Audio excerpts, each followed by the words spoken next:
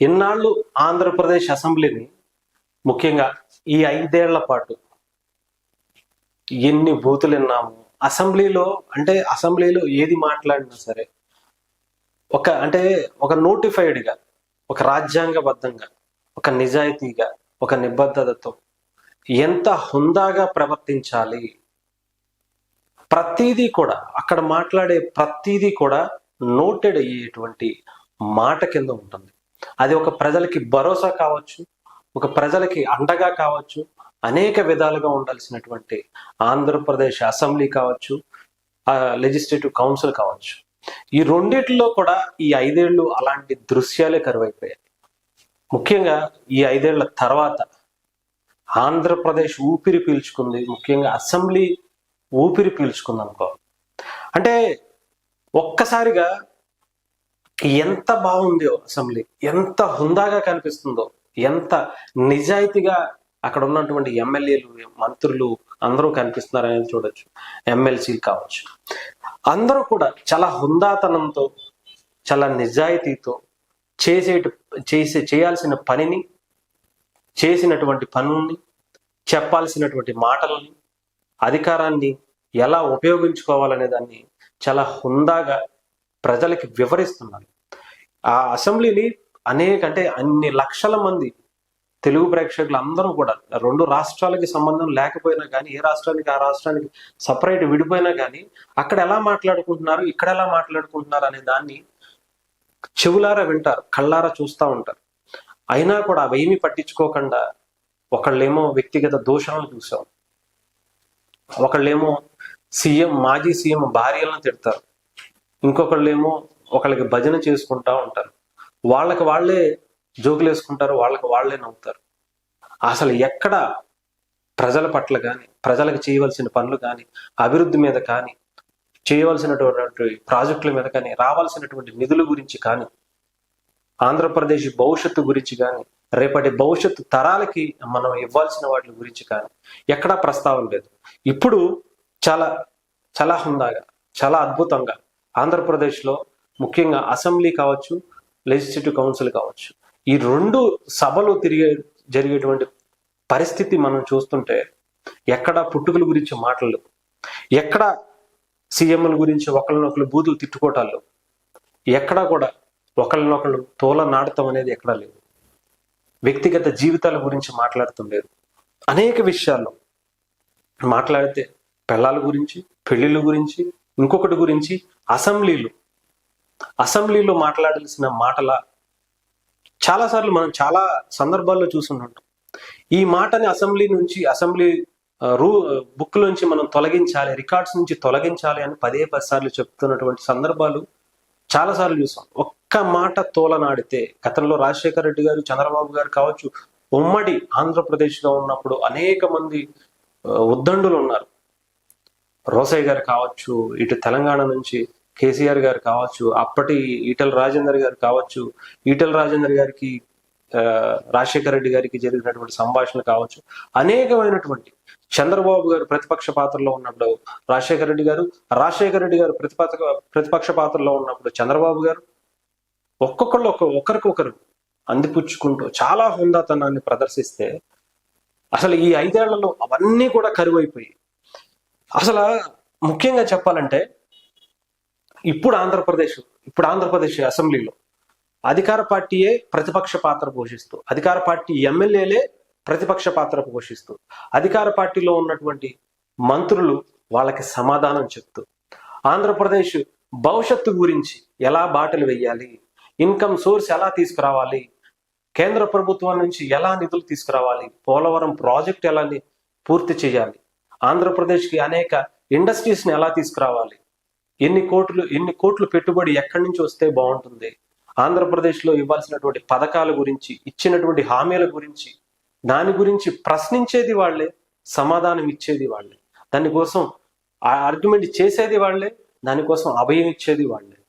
చాలా హుందాతనంగా, ఎప్పుడూ లేనటువంటి విధంగా గ్యాస్ సిలిండర్లు ఇస్తానన్నారు, దాని మీద ఏం మాట్లాడతారు, ఎప్పటి నుంచి ఇస్తారు అని చెప్పి అధికార పార్టీ ఎమ్మెల్యేలే అధికార పార్టీకి సంబంధించినటువంటి ఆ శాఖకు సంబంధించినటువంటి మంత్రులను అడుగుతుంటే డెఫినెట్ గా చేస్తాం. సార్ పోలవరం ప్రాజెక్టు గురించి ఏంటి పరిస్థితి? ఇప్పుడు దాన్ని మరుగులు పెట్టే ఇప్పటి వరకు 5 ఏళ్ళు అయిపోయింది, దాని గురించి ఊసేలేదు. మీ పార్టీ అధికారులు ఆ పార్టీ అధికారంలోకి వచ్చిన తర్వాత ఎప్పుడు పూర్తి చేస్తారో చెప్పండి సార్ అని చెప్పి అధికార పార్టీ ఎమ్మెల్యేలు అడుగుతున్నారు. ఇంకో పక్క విశాఖపట్నం కాలుష్యం గురించి ఒకళ్ళు అడుగుతున్నారు. సార్ విశాఖపట్నంలో కాలుష్యం ఎక్కువైపోయింది అంటే డిప్యూటీ సీఎంగా ఉన్నటువంటి పవన్ కళ్యాణ్ గారు, పర్యావరణ శాఖగా ఉన్నటువంటి ఆయన శాఖ గురించి డెఫినెట్ గా ఆంధ్రప్రదేశ్లో ముఖ్యంగా విశాఖపట్నంలో కాలుష్య రహిత విశాఖపట్నంగా మనం తీసుకువెళ్లేందుకు దానికి ఎలాంటి ప్రణాళికలు వేయాలో ఈ 5 ఏళ్లలో దాన్ని చేసి చూపిస్తామని చెప్పి పవన్ కళ్యాణ్ గారు చెప్తున్నారు. అనేక విషయాల గురించి చాలా లోతుగా విశ్లేషణిస్తూ ప్రజలకు భరోసానిస్తూ మీకు ఎటువంటి ఇబ్బంది లేదు, మేమున్నాం, అవసరమైతే తప్పు నేను చేసినా సరే, పవన్ కళ్యాణ్ అనే వ్యక్తి తప్పు చేసినా సరే నన్ను శిక్షించండి, నా పార్టీ ఎమ్మెల్యేలు గెలిచినటువంటి ఎమ్మెల్సీలు ఎంపీలు ఎవరైతే ఉన్నారో వాళ్ళు తప్పు చేయకుండా చూసుకునే బాధ్యత నాది, వాళ్ళు తప్పు చేస్తే నన్నే అడగండి, నాది రెస్పాన్సిబిలిటీ, నేను వాళ్ళకి జవాబుదారిని అని చెప్పినటువంటి వ్యక్తులు పవన్ కళ్యాణ్ గారు లాంటి నిజాయితీ పరులను మనం చూసాం. ఒక పక్క చంద్రబాబు గారు కక్షలు కార్పణ్యాలు ఇక వద్దు, ఇంక ఆపేయండి, ఆంధ్రప్రదేశ్ భవిష్యత్తు మనకు ముఖ్యం, మనకి ఒక అద్భుతమైనటువంటి తీర్పుని ప్రజలు ఒక అద్భుతమైనటువంటి మెజారిటీని ఇచ్చారు, దీన్ని మన కక్షల కోసమో మన లాభాల కోసమో మన వ్యక్తిగత బిజినెస్ల కోసమో ఈ వ్యాపారాల కోసమో కాదు, వాళ్ళు కొట్టాడు వాళ్ళు మనల్ని చంపేశారు కదా అని చెప్పేసి మనం కూడా అదే చేస్తే మనకి వాళ్ళకి తేడా ఉండదు, మనం అలా చేయకుండా ఉంటామని మనకి ఒక అద్భుతమైనటువంటి తీర్పుని ప్రజలు మనకి ఇచ్చారు, 160కి పైగా సీట్లను ఇచ్చారు, ప్రతిపక్ష పాత్రనే లేకుండా ఆంధ్రప్రదేశ్ ప్రజలు తీర్పిచ్చారు, మీరు పరిపాలించండి, అభివృద్ధి చేసి చూపించండి, మాటల్లో కాదు చేతల్లో చూపించండి అని. ఇలాంటిది నిజంగా గతంలో ఎప్పుడు ఎక్కడ వినని మాటల్ని ఆంధ్రప్రదేశ్ అసెంబ్లీలో ఈసారి చూస్తున్నాం.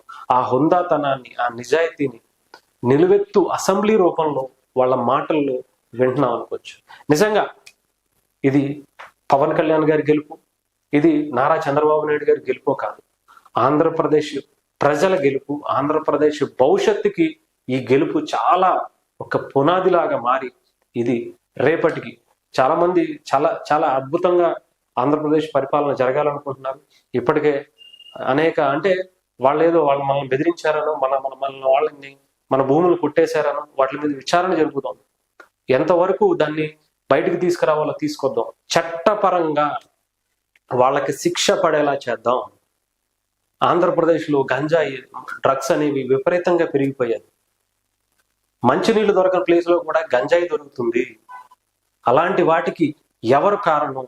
ఆంధ్రప్రదేశ్ ప్రత్యక్షంగా ముందు చెప్పాలంటే యువత దాని బారిన పడి వాళ్ళ జీవితాలను నాశనం చేసుకుని వాళ్ళ నమ్ముకున్నటువంటి కుటుంబాన్ని, వాళ్ళ తల్లిదండ్రుల ఆశల మీద నీళ్లు చల్లి వాళ్ళ జీవితాలను కూడా నాశనం చేస్తున్నారు. ఇలాంటి పరిస్థితుల్లో మనం చాలా జాగ్రత్తగా ఆంధ్రప్రదేశ్లో ఈ విజయాన్ని, ఈ అధికారాన్ని ఉపయోగించుకోవాలి, వాళ్ళ భవిష్యత్తుకి బాటలు వేయాలి, వాళ్ళ భవిష్యత్తుకు ఒక ఆశ చూపించాలి, వాళ్ళ భవిష్యత్తుకు ఒక బాధ్యతగా వాళ్ళకి ఒక భరోసా ఇవ్వాలి, వాళ్ళకు ఉద్యోగాలు ఇవ్వాలి అనే ఉద్దేశంతో ఆంధ్రప్రదేశ్ అసెంబ్లీ నిజంగా ఇలాంటి అసెంబ్లీని గతంలో ఎప్పుడూ చూడలేదు, అది ఇప్పుడే చూస్తున్నాం. గత 5 ఏళ్ళకైతే కంప్లీట్ గా మరుగున పడిపోయినటువంటి పరిస్థితి. ఈసారి అసెంబ్లీ చాలా హుందాగా, చాలా అద్భుతంగా, నిజంగా అంటే జగన్మోహన్ రెడ్డి గారు ప్రతిపక్ష పాత్ర కోరుకుంటున్నారు, అది ఇస్తే నిజంగా వాడి చర్చ జరిగే అవకాశం కనిపిస్తుంది. నిజంగా ఆయనకి ఇవ్వాలనే మేము కూడా గతంలో చాలాసార్లు చెప్పాను. ఎందుకంటే 5 ఏళ్లలో జరిగినటువంటి విధ్వంసానికి సంబంధించి ప్రశ్నించడానికి ఏకైక వేదిక అసెంబ్లీ. అలాంటి అసెంబ్లీలో అలాంటి ఎన్నో దుర్మార్గాలు ఈ 5 ఏళ్లలో చేసినటువంటి వ్యక్తులను అక్కడ ఆన్సరబుల్ చేయాలి, మీరు ఆన్సర్ చేయాలి, ప్రజలకి ఇక్కడ రికార్డ్స్ లో ఉండాలి అనుకునే విధంగా చెప్తే అతను ఏం చెప్తాడు, వాళ్ళిద్దరి మధ్య సంభాషణ ఎలా ఉంటుంది, అసలు చాలా పవర్ఫుల్ గా ఉండేటువంటి పవన్ కళ్యాణ్ గారి మధ్య అలాగే ఆయన జగన్మోహన్ రెడ్డి గారి మధ్య సంభాషణ ఎలా ఉంటది? డెఫినెట్ గా ఆయన క్వశ్చన్ చేయొచ్చు, మీరు వస్తానన్నారు కదా, మీరు వచ్చిన తర్వాత పోలవరం పూర్తి చేస్తానన్నారు, 2026 కల్లా పూర్తి చేస్తామని కేంద్ర ప్రభుత్వం చెప్తుంది, మరి మీరేం బాధ్యత ఇస్తారు?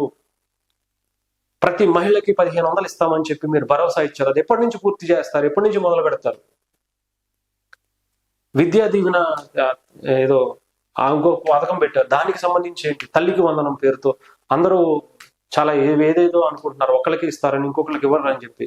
మీరు అందరికీ ఇస్తామని చెప్పారు కదా, మరి ఎందుకు ఇవ్వట్లేదు అని ప్రశ్నించే అవకాశం ఉంది. దాన్ని కూడా దానికి ప్రతిపక్ష పాత్రే అవసరం లేదు. ఆయన ఒక ఎమ్మెల్యేగా, మాజీ సీఎంగా డెఫినెట్ గా ఆయనకి ప్రతిపక్ష పాత్రలోనే ఉన్నాను అనుకుని ఆయన చేయొచ్చు. కానీ అక్కడ ఏం ఆన్సర్ చేయాలా, ఏం చెప్తే మన మీదకి మళ్ళీ తిరిగి అవన్నీ మనకే వస్తాయా? ఇప్పటికే ఆంధ్రప్రదేశ్లో అనేక భూదోపిడీలకు సంబంధించి విచారణలు జరుగుతున్నాయి. దీని మీద మళ్ళీ మనల్ని ఏమడిగితే మనం ఏం చెప్పాల్సి ఉంటుందా? అసలే సరిగ్గా మాట్లాడడం, ప్రతిదానికి ఒక స్క్రిప్ట్ చూసుకోవాల్సినటువంటి మనిషి. ఆయన పేరు ఆయన చదువుకోవడానికి ఒక రాసిస్తే కానీ చదవలేనటువంటి వ్యక్తి. దాని మీద ఎలాంటి సమాధానం చెప్తాడని ఆయన తప్పించుకోవటం, ఢిల్లీకి వెళ్ళి ధర్నాలు చేయటం, ఎక్కడో సబ్ కలెక్టర్ కార్యాలయాన్ని తగలబడిపోతే దానికి పక్కన మరుగున పట్టేలాగా మీడియానంతా అలర్ట్ చేసి ఈయన అసెంబ్లీ ముందు ధర్నాలు చేయటం, లేకపోతే ఢిల్లీ వెళ్ళి జంతర్ మంతర్ దగ్గర ధర్నాలు చేయటం, ఇవన్నీ నిజంగా అంటే ఒక హుందాగా ఆయన ఆంధ్రప్రదేశ్ని, ఆంధ్రప్రదేశ్ భవిష్యత్తుని, ఆంధ్రప్రదేశ్ ప్రజల్ని నిజాయితీగా గుండెల మీద చెయ్యేసుకుని మనకి ఒక అద్భుతమైనటువంటి గవర్నమెంట్ వచ్చింది, నిజాయితీగా పరిపాలించడానికి చంద్రబాబు గారు లాంటి విజన్ ఉన్న, అభివృద్ధి చేయగలగా సమర్థుడు ఈసారి ఆంధ్రప్రదేశ్ ముఖ్యమంత్రిగా ఉన్నారు. తప్పు చేస్తే సీఎం అయినా సరే తాట తీసేసేలాగా ఉండేటువంటి వ్యక్తి పవన్ కళ్యాణ్ గారు ఉన్నారు. ఇంకా మనం హ్యాపీగా ఉండొచ్చు. తప్పు చేస్తే నన్నైనా సరే ఉరి తీసేయండి అని చెప్పినటువంటి పవన్ కళ్యాణ్ గారు ఉన్నారు. వాళ్ళని చూసి అవతల వ్యక్తులు సీఎం కావచ్చు, ఇంకొకరు కావచ్చు, మనకి ఎక్కువ సీట్లు వచ్చినాయి కదా పవన్ కళ్యాణ్ గారితో మనకేంటి అనుకుంటే కూడా ఆయన భయపడే అవకాశం కనిపిస్తుంది. పవన్ కళ్యాణ్ గారు ప్రశ్నిస్తాడు. పవన్ కళ్యాణ్ గారు ఆయన సంధించే మాటలకు మనం సమాధానం చెప్పవలసి వస్తుందని ఒక ఇది ఉంటుంది ఎమ్మెల్యేల అధికార పార్టీకి, ముఖ్యంగా టీడీపీకి సంబంధించిన వాళ్ళు. అందుకని ఒక నిజాయితీ, ఒక విజన్ ఉన్న నాయకుల్ని, అలాగే నిజాయితీగా ప్రశ్నించే నాయకుల్ని ఈసారి కలగలుపుకున్నటువంటి ఎన్డీఏ కూటమిలో చూసాం. వీళ్ళిద్దరి కలయికతో ఆంధ్రప్రదేశ్ ఒక భరోసానిచ్చింది. కానీ మరి జగన్మోహన్ రెడ్డి గారు ఆయన భవిష్యత్తు కోసం, ఆయన రాజకీయ భవిష్యత్తు కోసం అయినా సరే ఈసారి అసెంబ్లీలోకి వస్తారా రానేది ఆయనకే వదిలేద్దాం. ఆంధ్రప్రదేశ్ ప్రజల భవిష్యత్తు మాత్రం ఈసారి నిజంగా ఆంధ్రప్రదేశ్ అసెంబ్లీని చూసి మిగతా అసెంబ్లీలు కూడా, మిగతా అన్ని రాష్ట్రాలు కూడా చాలా చాలా సున్నితంగా వాళ్ళని వీక్షిస్తున్నాయి. వాళ్ళ చేస్తున్నటువంటి అభివృద్ధిని, వాళ్ళు మాట్లాడుకునేటువంటి మాటల్ని వింటూ కళ్ళారా చూస్తున్నటువంటి మిగతా తెలుగు వారందరూ కూడా, దేశంలోనే కాదు ప్రపంచంలో ఉన్నటువంటి తెలుగు వారందరూ కూడా చాలా సున్నితంగా వీక్షిస్తున్నారు, వింటున్నారు. చాలా హుందాగా ప్రవర్తిస్తే ఇలాగే ఆంధ్రప్రదేశ్ ఉండాలి, ఆంధ్రప్రదేశ్ అసెంబ్లీ నడవాలి అని కూడా కోరుకుంది.